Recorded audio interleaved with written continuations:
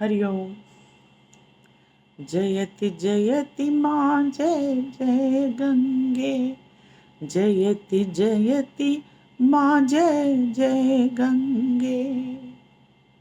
हम लोग गंगा जी के महात्म्य का वर्णन कर रहे हैं।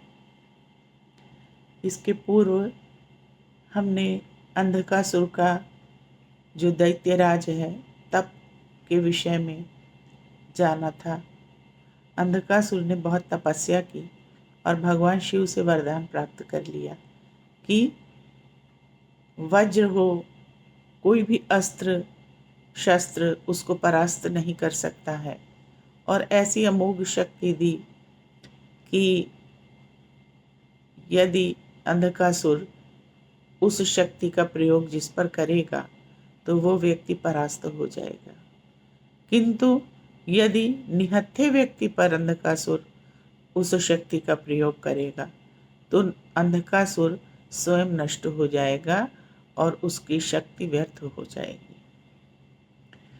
साथ ही दैत्य गुरु शुक्राचार्य ने भी अंधकासुर को कवच प्रदान किया, सुरक्षा कवच प्रदान किया कि अंधकासुर परास्त न हो सके। और अंधकासुर ने इतनी शक्तियां प्राप्त करने के बाद यह विचार किया कि अब हम स्वर्ग लोक पर आक्रमण करेंगे और इंद्र को परास्त करके गंगा जी को स्वर्ग लोक से जबरदस्ती पाताल लोक में लेकर के आएंगे। इस उद्देश्य से अंधकासुर ने जब देखा कि देवता लोग सोम रस का पान कर रहे हैं और अप्सराओं का नृत्य देख रहे हैं, तो उसी समय उन लोगों ने इंद्र आदि देवताओं पर आक्रमण करना उचित समझा और देवताओं पर आक्रमण कर दिया। किंतु शस्त्र रहित देवता थे उस समय, इसलिए उसने पहले अन्य दैत्यों के द्वारा आक्रमण कराया और स्वयं शक्ति का प्रयोग न करके इन शुक्राचार्य के कवच से स्वयं को सुरक्षित करते हुए युद्ध किया। उधर माँ गंगा और उमा में संवाद चल रहा है। उमा शक्ति स्वरूपा है। उमा कहती हैं कि मैं अंधकासुर को दंड दूंगी, क्यों कि शिव से उसने शक्ति प्राप्त की और शिव की शक्ति तो उमा के पास भी है। यह उमा को अच्छा नहीं लगा और उन्होंने कहा मैं अंधकासुर का अंत कर दूंगी। किंतु गंगा जी जो उनकी बड़ी बहन है, दया करुणा ममता और पाप का नाश करने वाली हैं, उन्होंने कहा अंधकासुर को का अंत नहीं, अंधकासुर के असुरत्व का अंत करो। उसकी असुरत्व एक भावना है, उस भावना का अंत ममत्व से करो। एक भावना का अंत दूसरी, एक बुरी भावना का अंत एक अच्छी भावना से करो। असुरत्व की भावना का अंत ममत्व की भावना से करो। इस प्रकार देवताओं में और अंधकासुर के मध्य युद्ध हुआ और अंधकासुर ने देवताओं को परास्त किया और इंद्र के राज सिंहासन पर खुद सिंहासनारूढ़ हो गया। और इस तरह से देवता धर्म के प्रतीक हैं और असुर अधर्म के प्रतीक हैं। तो धर्म और अधर्म का संग्राम ही है देवासुर संग्राम। देव और असुर का संग्राम जो है वह धर्म और अधर्म का संग्राम हुआ। और इंद्र का वज्र भी काम नहीं कर पाया कि वह इंद्र अंधकासुर को परास्त कर देते। इस प्रकार अंधकासुर सिंहासन पर बैठ गया। तब देवता लोग बहुत घबरा गए और गंगा जी के शरण में गए कि हे माँ गंगे हमारी रक्षति रक्षति, हे माँ गंगे रक्षति रक्षति, हे माँ गंगे, हे माँ गंगे, आप हमारी रक्षा करें। आप परम पवित्र और पुनीत हैं। स्वर्ग लोक पहले ही बहुत पुनीत था और गंगा के आने से परम पुनीत हो गया। तो देवता गण गंगा की शरण में गए। इधर ये अंधकासुर ने कहा कि हम जबरदस्ती गंगा जी को पाताल लोक ले जाएंगे। अब मैं यहाँ का राजा बन गया, अधिपति बन गया। तो उसने मिशासुर को, एक दैत्य था, गंगा जी को जबरदस्ती पाताल लोक ले जाने के लिए गंगा जी के पास भेजा। मिशासुर गंगा जी के पास गया और उमा ने मिशासुर से युद्ध किया और गंगा देवी ने, गंगा देवी की रक्षा उमा ने की, जो शक्ति की प्रतीक है, और मिशासुर को परास्त किया, मिशासुर का अंत किया। और उमा ने कहा, मैं बलपूर्वक गंगा को पाताल लोक नहीं ले जाने दूंगी। उधर गंगा का यह मत है कि अंधकासुर में, शुक्राचार्य में अहंकार की अधिकता है और अहंकारी कभी विजयी नहीं होता, अहंकारी सदैव परास्त होता है। तो इस अहंकार की भावना का अंत हमें कल्याण की भावना से करना है। इस अहंकार की भावना का अंत स्नेह की भावना से करना है।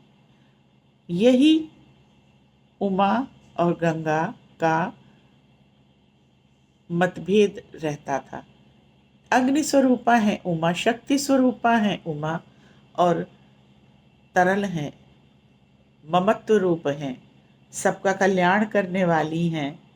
और प्रेम स्वरूपा, भक्ति स्वरूपा गंगा हृदय परिवर्तन में विश्वास रखती हैं, सबका कल्याण करने में विश्वास रखती हैं, और उमा दंड दे के सुधारने में विश्वास रखती हैं। और गंगा कहती हैं दंड उचित नहीं है, सबको स्नेह से सबका कल्याण करना ही हमारा लक्ष्य है। तो इस प्रकार वार्ता उमा और गंगा माता में हुई। फिर अंधकासुर ने जब देखा कि मिशासुर का तो अंत हो गया, तब उसने दो दैत्य शीर्षासुर और कबंध को भेजा। शीर्षासुर का सिर अलग था, उसको शीर्षासुर कहते थे, और कबंध जो था उसके केवल धड़ था। और कबंध का जब एक एक बूंद रक्त की गिरती थी तो उससे 100-100 दैत्य उत्पन्न होते थे। इसलिए कबंध को परास्त करना बहुत ही कठिन कार्य था। किंतु उमा तो शिव की शक्ति है, आदि शक्ति स्वरूपा है। उमा ने काली को प्रकट किया और काली जी ने कबंध के गले से जो रक्त की बूंदें गिर रही थीं उनको अपनी जिह्वा में लेके उनका पान किया, और जो बूंदें कुछ गिरी उनके लिए उस एक बूंद से दैत्य उत्पन्न हो जाते थे। तो जितने दैत्य उत्पन्न होते थे उतनी देवियां उन्होंने उत्पन्न कर दी, जो उन दैत्यों का वध कर देती थी। अंत में उमा ने कहा, शीर्षासुर और कबंध को मिला देते हैं। मतलब शीर्षासुर केवल सिर है, कबंध केवल धड़ है, और ये था कि दोनों जैसे ही मिलेंगे दोनों का अंत हो जाएगा, दोनों का वध हो जाएगा, मर जाएंगे दोनों। उमा ने सप्रयास शीर्षासुर के सिर और कबंध के धड़ को मिला दिया, जिससे कि दोनों का अंत हो गया और दोनों का वध हो गया। इस प्रकार उमा ने गंगा जी की रक्षा की और स्वर्गलोक में कबंध और शीर्षासुर के वध के बाद अंधकासुर बचता है, तो वह गंगा जी से युद्ध करने की इच्छा रखता है। कि गंगा जी को किस प्रकार से परास्त करके अपना राज्य स्थापित किया जाए। फिर उमा में और अंधकासुर में युद्ध होता है, और शिव की शक्ति उमा के पास भी है, शिव की शक्ति अंधकासुर के पास भी है। और गंगा जी के पास क्या है? ममता है, दया है, करुणा है। और जब पापी का सर्वनाश कर दूंगी, कहती हैं उमा अंधकासुर के लिए, तो गंगा जी उनको पुनः समझाती हैं कि पापी का नहीं, पाप का नाश करो, उसके मन को शुद्ध करो, पवित्र करो, उसकी भावना निर्मल हो जाए, न कि उसका अंत हो जाए। इस प्रकार दोनों बहनों में वैचारिक मतभेद है, सैद्धांतिक मतभेद है। तो असुरत्व एक प्रवृत्ति है, उस प्रवृत्ति का नष्ट करना है। और अंधकासुर कहता है कि मैं शक्ति में विश्वास रखता हूँ और विनाश में विश्वास रखता हूँ। माता कहती हैं शक्ति के विनाश से लाशों के खंडहर बनते हैं, न कि आनंददायक, सुख संपन्न, शांतिपूर्ण राज्य स्थापित होते हैं। बहुत समझाती हैं गंगा जी उन्हें। अंत में कपाल हस्ता नामक देवी को उमा प्रकट करती हैं, और युद्ध अंधकासुर से होता है। लेकिन अंधकासुर भी परास्त होने को तैयार नहीं, अहंकार युक्त है। और उमा कहती हैं अहंकार जो है वह विनाश का कारण है, और सत्य जो है वो परमात्मा है, और सत्य में ही शांति है, उसी में सुख है। तो अंधकासुर कहता है कि हमें सत्य दिखाओ कि कहाँ है। अगर सत्य है, सत्य में ही सुख है, शांति है, शक्ति में नहीं है, विनाश में नहीं है, युद्ध में शांति नहीं है, तो वो सत्य हमको दिखाओ कि कहाँ है ना। जब दिखाओ तो मैं उसको मानूंगा। तो गंगा जी कहती हैं माया नष्ट हो जाएगी जब, ये जो हमारी जैसे संसार के प्रति आसक्ति क्या है, ये माया है। माया नष्ट होगी तभी सत्य दिखाई देगा। तो अंधकासुर कहता है तो करो मेरी माया नष्ट, और अगर सत्य मुझे दिखाई देगा तो मैं स्वीकारूंगा। तो एक तरह से वो अंधकासुर गंगा जी को एक चैलेंज देते हैं।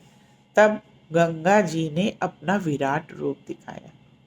जैसे गीता में कृष्ण ने अर्जुन को अपना विराट रूप दिखाया, ऐसे ही यहाँ अंधकासुर को माता गंगा ने अपना विराट रूप दिखाया। और अंधकासुर जिधर जिधर दृष्टि जाती उधर उधर गंगा जी दिखाई देती, कण कण में व्याप्त दिखाई देती। और कहा तुम मुझे, गंगा जी ने कहा तुम मुझे मिटा नहीं सकते हो। मैं, गंगा ने कहा मैं दिव्य दृष्टि से तुमको सब दिखाती हूँ, और उससे दिव्य दृष्टि प्रदान की गंगा जी ने। और गंगा जी का विराट रूप देख के कि कहीं ऐसा है ही नहीं जहाँ माया, महामाया परमात्मा की शक्ति विराजमान नहीं है, तुम कहाँ कहाँ से उसको मिटाओगे। तो अंधकासुर का हृदय परिवर्तित हुआ। तब माता ने अपनी दिव्य दृष्टि वापस ले ली और कहा शक्ति का अनुचित प्रयोग कभी नहीं करना चाहिए। शक्ति को सार्थकता के लिए, सकारात्मक विकास के लिए प्रयोग करो, शक्ति का विनाश के लिए प्रयोग मत करो। तब शक्ति के पास शिव की शक्ति के पास उमा और गंगा को प्रणाम करती है वो शक्ति और वापस शिव के पास चली जाती है। अंधकासुर ने कहा कि हमें धोखा दिया शिव जी ने और शक्ति को वापस ले लिया, लेकिन फिर अंधकासुर शिव की कृपा से सभी बात को समझा और उसके हृदय से घृणा जाती रही। गंगा जी के आशीर्वाद से भक्ति आ गई अंधकासुर के हृदय में और ममता मई माँ की गोद में जाने पर, माँ का स्पर्श करने पर गंगा जी ने कहा, पुत्र तुम मेरे जल को का पान करो, पुत्र तुम मेरे जल में स्नान करो, मेरे जल के अंदर आओ। जैसे जैसे अंधकासुर जल के अंदर गया, जल का पान किया, उसका यह विचार कि शिव ने धोखे से शक्ति वापस ले ली जाता रहा और गंगा का विराट रूप देख के उसके अंदर ज्ञान जागृत हुआ, माया उसकी नष्ट हुई और उसका मन शांत हुआ और भक्ति की भावना उसकी आत्मा में जागृत हुई और अंधकासुर जल में प्रवेश करके और हृदय में उसके गंगा जी की कृपा से दिव्य दृष्टि का उदय हुआ और उमा को प्रणाम किया कि आप आदि शक्ति रूपा हैं और गंगा जी भी आदि शक्ति रूपा हैं और देवी के विराट रूप का दर्शन करके परम पुनीत पुण्य और शांति भक्ति सभी कुछ उसमें आ गया और समस्त इच्छाएं जाती रही, समस्त घृणा समाप्त हो गई और उसके रक्त बहाने के स्थान पर कि सबका मैं रक्त बहा दूं, उसके नेत्रों से अश्रु बहने लगे। वो प्रेम के अश्रु थे, भगवत भक्ति के अश्रु थे और रोम रोम में माता की भक्ति व्याप्त हो गई और जयति जयति माँ भगवती गंगे, जयति जयति माँ भगवती गंगे, निर्मला निर्मला स्वच्छदा स्वच्छदा। गंगा की शरण में पूर्णतः चला गया। धन्यवाद।